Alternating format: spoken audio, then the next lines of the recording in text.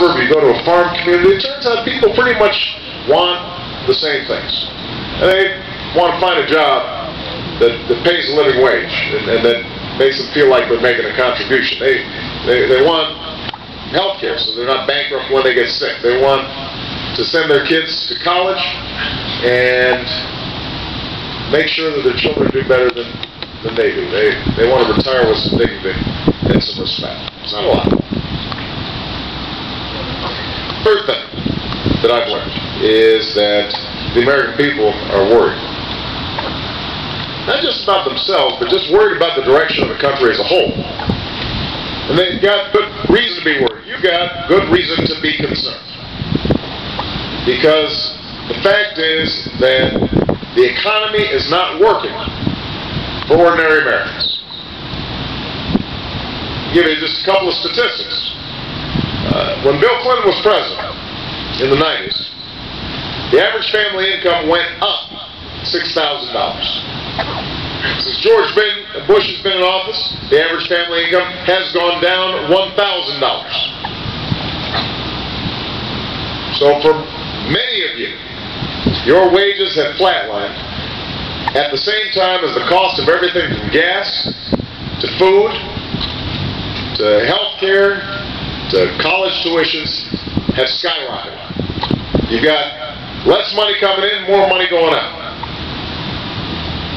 And for a while, people were trying to make up the difference by working longer hours, or maybe they were taking out home equity loans to close the gap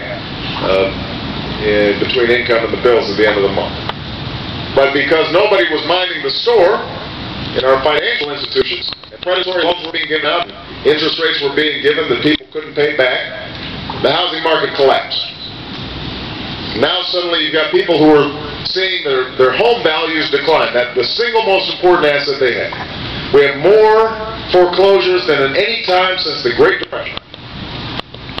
Because the housing market was such an important part of our economy, when that shrank, businesses shrank and credit shrank.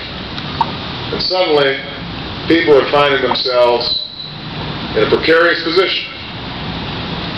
Meantime, jobs are still being shipped overseas. And all this is 47 million people without health insurance, people losing their pensions, and all this is happening with Washington seemingly oblivious. Doesn't seem like that's been what our president has been focused on. And the worst part of it is not just the immediate day-to-day concerns of paying the bills, it's that suddenly a lot of Americans are starting to think maybe, if we don't change something, we might be passing on an America that has less opportunity for our kids and our grandkids. There's something unacceptable about that. There's something un-American about that. And that's why all across America people have been standing up and saying, we need change. And that's why I'm running for President of the United States of America. Because I want a government that's fighting for you and thinking about you and hearing your voices instead of the special interests in Washington, instead of the lobbyists. That's why I decided to run. Now,